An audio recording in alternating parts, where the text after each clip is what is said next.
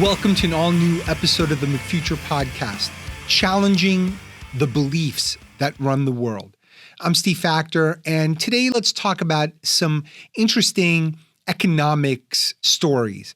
First one, universities are screwing us. The government both lends money to their students to go to school, and it does not charge them taxes by allowing them to be nonprofits. If you're Harvard and you have billions of dollars in your endowment, you don't pay any taxes, and you keep raising your tuition to ungodly levels, what public service are you performing?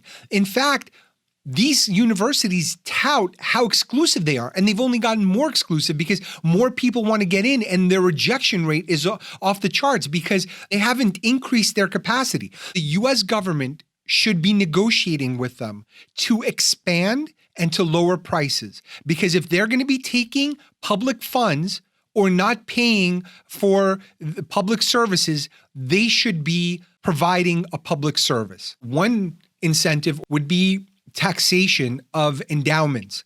And no one is talking about that except for me right now. I did a whole episode about this. I forget what it was called, but something about the actress who paid people off to send her kids to school. I'm going to do another full episode on education at some point. But for now, never forget, these schools are not acting in the best interest of the nation while simultaneously being subsidized by it. That is all we need to know. In June, I tweeted, every home is currently worth 20 to 50% less than it was 6 months ago. Some maybe more than that. If it's any consolation, and it won't be, the only reason it was ever worth that much was insanely low mortgage rates over the last 20 or so years. I wrote that 4 months ago. Then just recently, Moody's came out with this information. These 183 housing markets could see home prices fall 20%. So this is me patting myself on the back. Great job, Steve. You beat Moody's to the punch by months. There was another study from Goldman Sachs.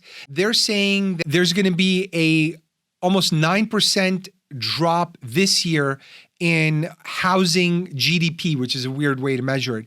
And then another 9.2% drop in 2023, and they don't expect a recovery until 2024. So the number is a little bit different. They took a different methodology. The reality is payments, because of the higher rates, have gone up so much. They've gone up, I think, by 50 to 75%, if I remember correctly. That is a huge spike in payments for the same home. So if you want someone to buy that home, they only still have so much money, right? If they had $100,000 in their bank account before, it's probably about the same today. They're still only able to afford a certain payment. Your choice, if you're a seller, is to either lower the price, take your house off the market, or hope someone shows up who's richer than the last person. Mark Zandi, who's the chief economist at Moody's, he wrote, I often get asked why I expect U.S. house prices to correct down by single digits peak to trough, but not crash down more than 20%. And his basic reason is because delinquency rates on loans are very low, and he thinks just overall credit quality is much higher than it was during the Great Recession in 2008. But I saw this other statistic, which leads me to believe that he might be wrong, which wouldn't be the first time for Moody's. A study showed as of June, 61% of Americans, roughly 157 million adults, lived paycheck to paycheck. That means if there is some sort of downturn where people get laid off, 61% of Americans will not be able to make those payments. And depending on the overlap between that 61% and the roughly 65% that own homes, that could mean a pretty substantial drop in housing values and rise in defaults.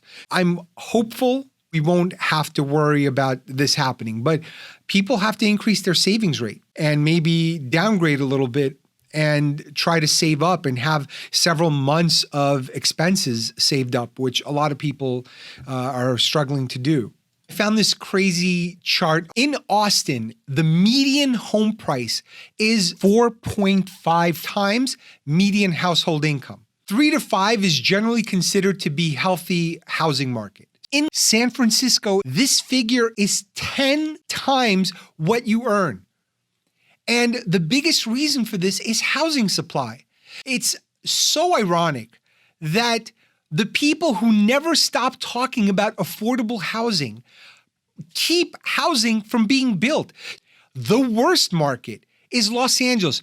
233 permits per 100,000 people. They're at the very bottom.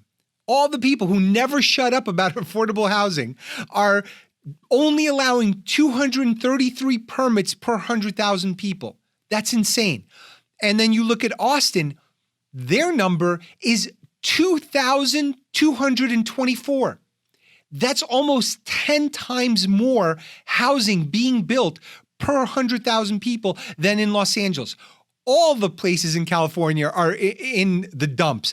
Los Angeles, San Jose, 243, San Diego, 284, New York is atrocious, 288, San Francisco, 299, East Bay, 318, Boston, 333, Miami's 413, which isn't great either. Washington, D.C., 424. You don't get into triple digits until you hit Dallas, Denver, Charlotte, Phoenix, Nashville, Austin. Notice a theme here. The deregulated markets, the red states, are the ones that allow the most housing. They have the least red tape. People are actually able to find affordable housing. And companies are able to build multifamily units. They're able to build whatever is demanded in that area. Whereas in these other states, they talk a good game, but at the end of the day, they're NIMBYs. They don't want anything in their backyards. Go try to build a multifamily unit in Leonardo DiCaprio's house. He's all full of great ideas for saving the planet. But at the end of the day, he's going to be on a private chartered flight. He's going to be on a yacht, and he's going to do his darndest to prevent you from moving in next to him if you could afford it, or building some sort of multifamily unit. In fact, Mark Andreessen, famous investor who I've spoken about previously on another episode, he famously wrote an essay, I think it was a year ago or maybe 2 years ago, saying it's time to build. We as a country must start building. Say yes. And everyone's like, that's amazing. We got to start building. This is what are we waiting for? This man who's built this incredible company, Netscape, and has invested in all these great startups is telling us to build. Everyone was so excited. It was heartwarming. It was a rah-rah moment for America. And then it came out recently that he and his wife wrote a very stern letter to their local government to stop construction on any kind of multifamily units and additional higher density housing in their area. Because, hey, you don't want to destroy the area's original charm. So go ahead and build, just not in my backyard. That is a microcosm of California. That is the attitude. You say one thing, and you do something completely different and opposite. And the hypocrisy is palpable. And it's all in the numbers. I don't have to make anything up. Without inventory, there's no lower prices. It just doesn't happen. It's just math. People need to go into buildings. So if you're not making enough buildings, you're not going to have a place to put in people, or they're going to bid up the price on a bunch of crappy buildings, and the other people who can't afford them will be priced out. I had an interesting exchange with a right-wing economist. He accused this other guy of being a socialist. And he wrote, socialists are funny because they have all kinds of aesthetic preferences that are actually just dumb and think they correlate with objective measures of human well-being. What is he talking about? So this is what this other guy wrote, Alan McLeod. Last year, more than 5% of all houses sold in the United States were flips, bought to be resold. The same has been true since 2017. Meanwhile, a quarter of all single-family home sales went to landlords, aspiring Airbnb tycoons, and other types of investors in 2021. All told, nearly a third of American house sales last year went to people who had no intention of living in them. I don't think this quote is inherently socialist, nor are all investor home sales bad. It's neither one nor the other. But when those investors are foreign oligarchs, which is very common with Chinese and Russian money and all these other people, or huge investment firms with cheap government money that they can throw at buying these things. They don't even have to borrow. They can create the money because they're banks. That's not capitalism either. So all of this is shaped by policy, and we should optimize for owner occupancy. And so Richard Hanania, who wrote the original tweet critical of this so-called socialist, he responded to me. He said, I see no reason to optimize for that over anything else. That meaning for owners occupying their own residences. And I responded with community, mutual accountability, and investment. Because bottom line is when you own your own place, you take care of it. Have you seen the way people treat their rental cars versus their homes? A guy responded to that thread. He wrote, there was a news article I had to read in English class in high school about a woman who was raped and murdered in New York City, and her whole apartment building, hearing what was going on, did nothing to stop it. This is rental mentality. I wouldn't say that's the norm, but realistically, if your neighbors are all strangers and you have no investment in this common well-being, no one's going to risk their life for this stranger.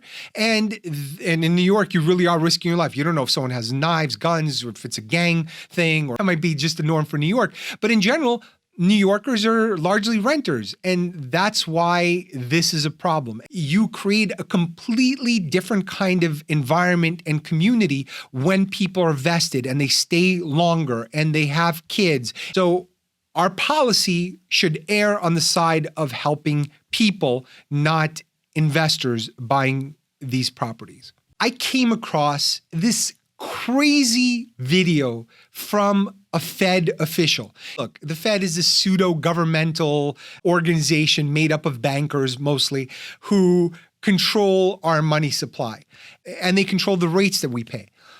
But we are also under this delusion that they know what they're doing. And this guy's speech blew my mind. The rank incompetence is unbelievable. Listen to this.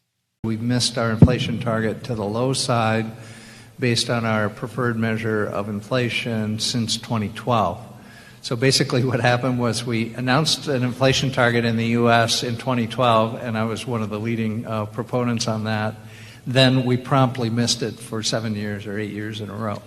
So if you were in business and you missed your sales target for 8 years in a row, you'd probably be out. So I'm still in my job. So I think we want to conduct policy in a way that makes it so that you actually do hit the 2% inflation target, that it's not okay to come in too low for a very long time or too high for a very long time. I mean, you really do want to hit it. And if you're going to be forgiving every year, you missed again, but I'm going to be, give forgiveness on that. Then what happens is that you just don't hit the target over a very long period of time. And then what happens is inflation expectations start to sink. You lose credibility. People don't really believe that that's your inflation target. All the trading that goes on in financial markets starts to be based on some other expectation of inflation. So there's a lot to be said on this. It's certainly not settled at this point. There are a lot of technical details, and we'll have to see how the debate evolves going forward. This is not done by any central bank in the world, so the U.S. would be the first. It probably is the kind of thing we'd like to see someone else try it first instead of the U.S. Think about the insanity of what he just said. He was a proponent of an inflation target in 2012, and we missed it for 7 or 8 years in a row. If you were in business and you missed your sales target for 8 years in a row, you'd probably be out. So I'm still at my job. He's laughing about it. These are goons and buffoons who know that eventually they're going to be employed by the industry they service, which is the banking industry. So this guy is just laughing. He's talking to a bunch of bankers and he's like, hey, I missed the target. You know, things happen. You do your best. You just do your best. And I did my best. It wasn't that good and I'm still here. The guy is saying it with a smile on his face. And listen to what he laughs about at the very end. He says, this is not done by any central bank in the world. So the US would be first. It probably is the kind of thing we'd like to see someone else try first instead of the US. He's saying that we're experimenting on all of you. We don't know what we're doing. Hey, it would be nice if somebody else tried this crazy nonsense that we're about to do. The level of manipulation and the level of incompetence is mind-numbing. So we're walking around thinking, oh, there's this entity that's going to take care of rates and work on inflation, and they have this 2% target, and they're going to hit this target. They can't hit that target any more than a monkey with a gun can hit a target. So they are the monkey with a gun. It is mind-blowing what goes on and who we trust. This is why less is more. Have government do less. Give them less money. Trust people. Just give us the facts. We will figure it out. We will self-organize. The more you trust someone to do the right thing, they will do the right thing. But if you treat them like babies and you try to over-engineer things, you create all kinds of unintended consequences. And people become like dumb babies. They don't even try to fix anything on their own. They just outsource it to some other entity that's clearly incompetent, like government. As crypto was collapsing, and FTX especially was going down, I found this really funny quote, although it wasn't intended to be funny. JP Morgan said, all of the recent collapses have been from centralized players and not from decentralized protocols. And as I mentioned earlier, capitalism wins. You might set out to have this idealistic vision of how crypto should work. And then greed kicks in, and then power kicks in, and then capital kicks in.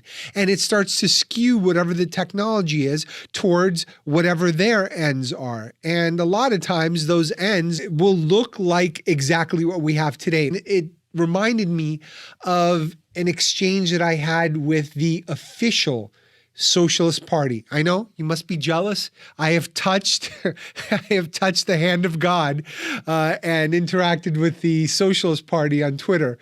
The gist of it is real communism has never been tried, which is exactly what JP Morgan's saying. Real crypto has never been tried. All these other players, they're all centralized. They're not decentralized like this idyllic vision that everyone's been selling you. So with the Socialist Party, it was funny. Let me read you the quote. State capitalism is what the Soviet Union, etc. had, not communism.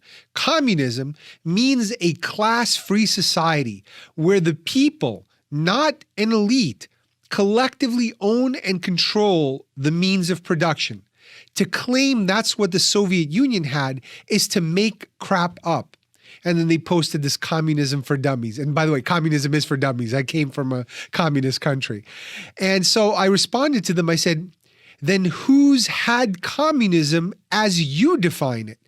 And they responded to me, it is the post-capitalist replacement for when outdated global capitalism is eventually abandoned.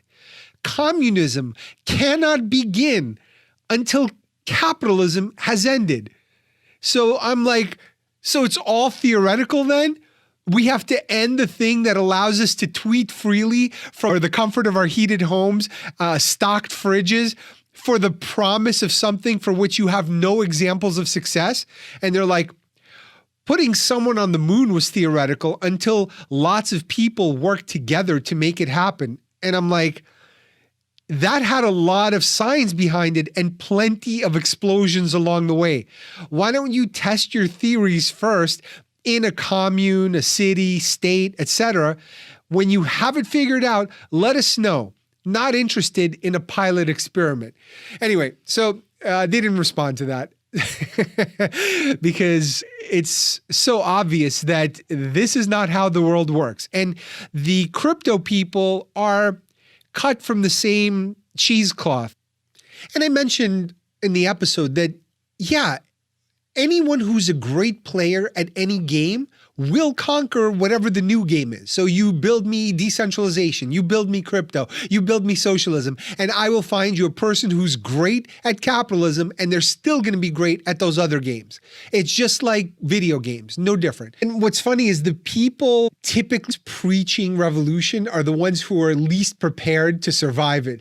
You know, you see these paunchy socialists. What do you think you're good for? Even if you help facilitate some revolution, you don't think you'll be eaten up by whatever the new machine is and whoever's running it?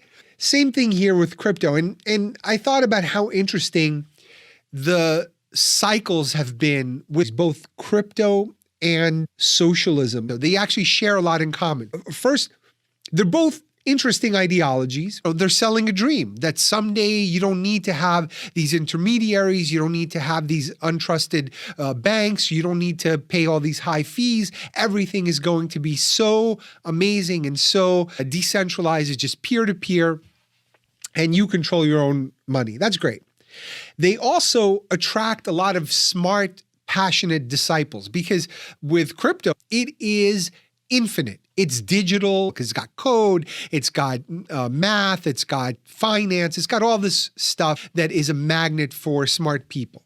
And same thing with socialism and these other ideologies. They are magnets. There's a whole lore behind them. It's like, oh, look at all this writing and Marx and all these philosophers. They also, what they share in common is they're at odds with human nature. People are greedy. Some are talented. Some are not very talented. Some work very hard. Others don't work hard.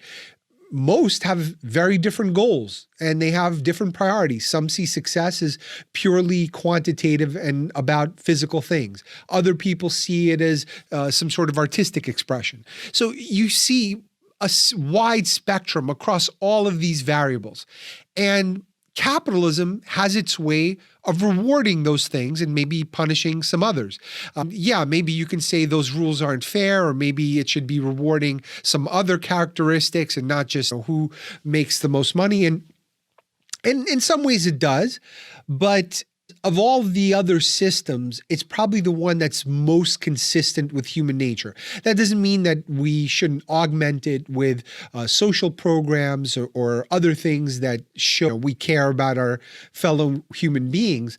But when you look at the history of mankind and how countries became countries and how we came to live wherever we live, it's the history of conquest. It's the history of scarcity. It's the history of war, pillaging, and asserting your power over someone else. And capitalism represents that. And we've done a pretty good job, certainly not perfect, job of trimming off some of the harsh edges and making sure that we have some safety nets for people and that it's not just, hey, be subjected to the whims of the marketplace. And finally, both crypto and socialism persevere cycles of optimism and denial. It's like, this is going to be amazing. Everything is going up. These coins are going to be worth so much. This company is great. So you create these bubbles, and it's happened a couple of times when they had Mt. Gox, 6, 7, 8 years ago, and they went under because that was fraud. And crypto goes through these phases. Same thing with socialism. You've got a new phase now where Bernie Sanders is our democratic socialist, and he's got a vision that he says is different, but again, no one's showing you any examples of whatever that is in practice. And denial, because you go to the Socialist Party and you say, hey, Soviet Union didn't work out, Cuba didn't work out, North Korea didn't work out. All these places failed with socialism, and they're like, socialism has not been tried. And even now, decentralization has not been tried. The main difference between crypto and socialism is when They become masks for power and wealth. Crypto starts out day one with an immediate direct line to profit. There's no beating around the bush. It unleashes its capitalist payload almost immediately. And you see all these grifters like Sam Bankman-Fried popping up.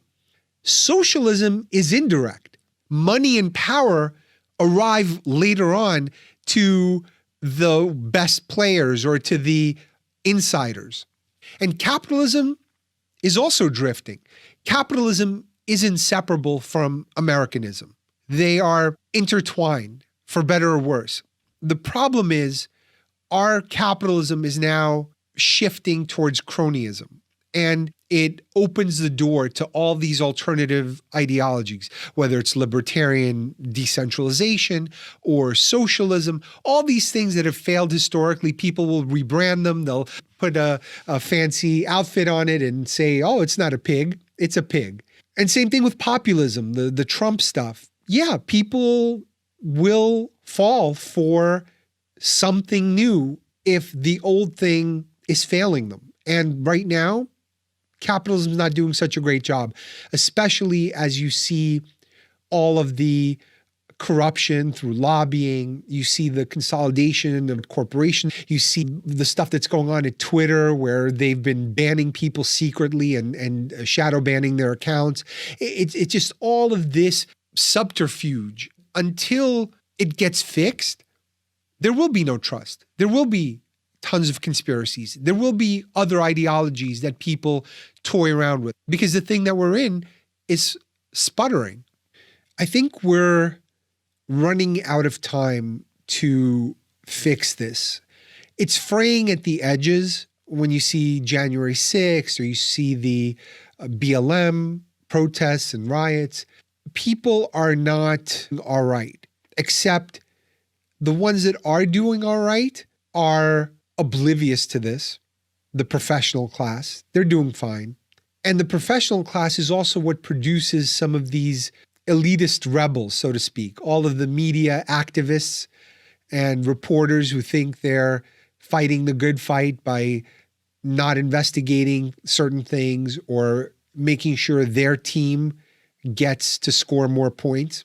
They're not doing us any favors. These revolutionaries ultimately should be fighting for truth because sometimes you got to have it out. I did an episode, I guess it was 2017, shortly after Trump took over. I think it was called 10 Reasons You Will Agree Trump Will Make Us Great Again. And the general thesis was that he would unearth all of the things we buried under the carpet. And that's exactly what's happened. So we're still in that storming phase. And until all sides recognize that there has to be something in it for everybody, yeah, you could have an absolutist position. Oh, there should never be any billionaires.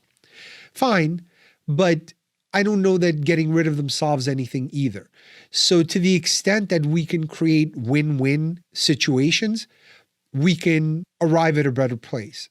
I don't think the nature of our dialogue today will get us there. How to change it, it's hard to say. I think some people are too far gone. Unfortunately, our education system has badly degraded the population. And I'm not just talking about people who barely graduated high school. I'm talking about people who graduated college and think they're smart. And meanwhile, they've outsourced all of their critical thinking to institutions that are now failing. You know, it's obvious to say, oh, look at these dumb Trumpers climbing the gates of the Capitol. But what's much harder to say is, hey, look at these people who aren't questioning Pfizer and Big Pharma, these other institutions that have proven time after time to have motives that diverge from ours. And yet, because it's a political narrative, they don't question it. I don't know how to change that. I guess maybe this is part of my way of doing it, but I'm sure there are others who have better ideas. And when I do have better ideas, I'll let you know. Some people have been wondering, well, Steve, who would you blame for this crypto crash? Not just FTX, just all of this stuff that's gone on and what looks like a Ponzi scheme. Well, I think 30% of the blame goes to the direct beneficiaries. People are selling these garbage coins and making these coins. It's all nonsense. And companies that are promising you insane rates like, oh, we're going to give you a 9% return on this token we made up 5 minutes ago. So all these scammers like Celsius and all these NFT wash traders. So NFTs were, for 5 minutes, those pictures you'd sell to each other. Well, a lot of those purchases were fraudulent. They were buying them from themselves to pump up the price to make it look like there's a real market, and there wasn't. That's why it's collapsed by over 90% since then.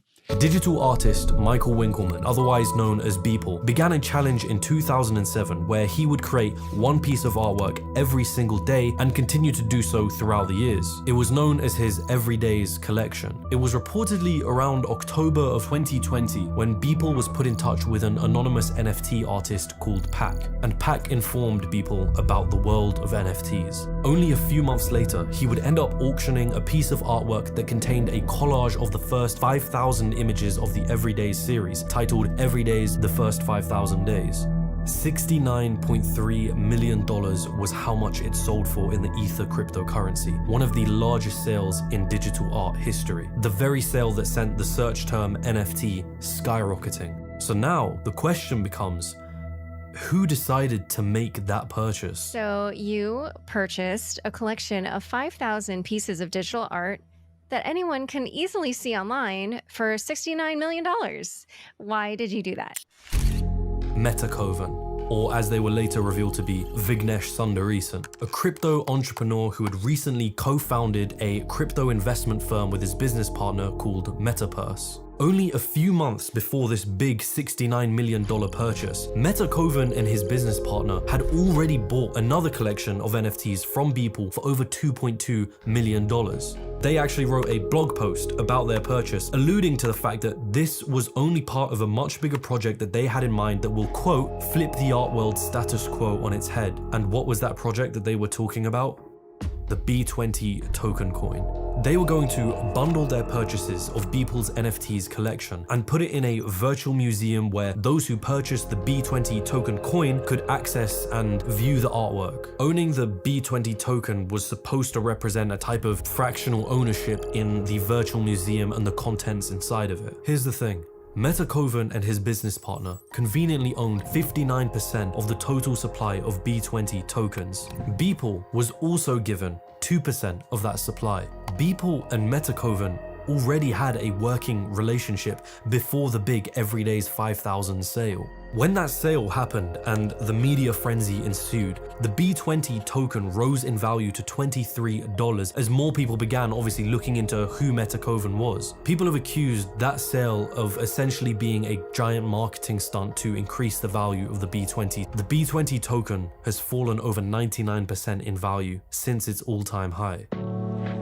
Despite all of this, MetaKovan's sale sent headlines skyrocketing. Suddenly, NFTs were being created out of internet memes or anything really that was culturally relevant to the internet. That is from a great documentary called The Great Crypto Scam. I'm going to link to it in the show notes. Definitely check it out. And it goes really deep towards the end on Andreessen Horowitz and some of the other VCs that have been directly benefiting from the sale of crypto. Shows how they've applied VC principles in terms of pumping and dumping companies to pumping and dumping coins, which can be done much, much faster. It's really devious and well covered in this documentary. The next 30% of blame I'm going to give to the legitimizers. All of the people like this Anthony Pompliano guy and all these so-called experts and all the paid shills like Kevin O'Leary. He was paid $15 million to shill for FTX. And even after they collapsed and after Sam Bankman-Fried was on that New York Times conference, he was like, oh, I believe him. I don't have the exact quote in front of me. All these people were pumping this decentralized future, meanwhile profiting from players who were not even remotely decentralized. It was just a joke. It was a scam. The next 30%, I would say, goes to these clueless, greedy investors. At the end of the day, you're responsible for your own money. Yeah, you got taken. It sucks. And these companies were fraudulent. They weren't regulated. And you could have known that. You could have educated yourself more. You could have formed your own opinion. Or maybe you're not that smart. Ultimately, you bear the blame, and maybe not the majority of the blame, but a good amount. And I would hope a lot of these people internalize it and learn from it. I only blame clueless, greedy celebrities at a 10% rate. The reason is very simple.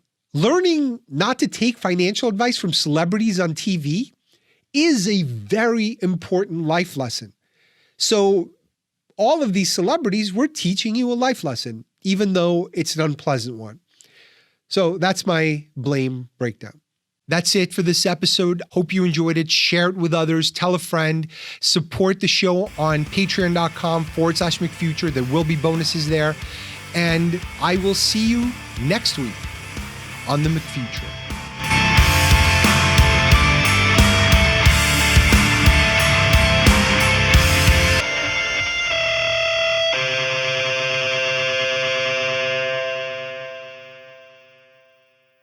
College loan forgiveness. I've written articles about it, and I know a lot of people have beaten this one up, but there are a couple of things I want to highlight. First of all, high level, I don't think this is good policy because it doesn't solve the problem. The reason loan levels are as obscene as they are is the government in 2005 made it illegal to default on college debt. So prices spiked because now the government's providing unlimited amounts of money, and the schools know that these people will have to pay no matter what. Once things got out of control, the federal government took over the loan program.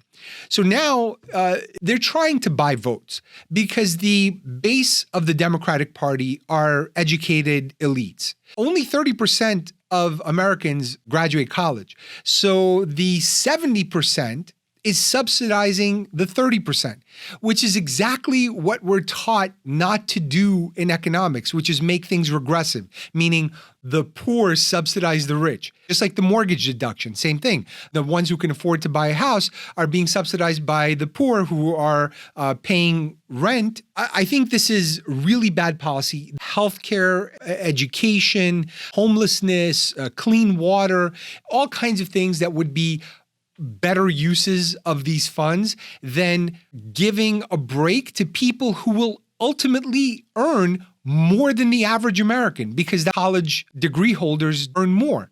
Why subsidize them? There's no reason to do it, especially if you're never going to address the underlying problem, which is the skyrocketing cost of college, which the government enabled with unlimited lending. It's a bizarre thing to do other than as a political maneuver. And I don't think the government should be in the lending business. I do think it should encourage education,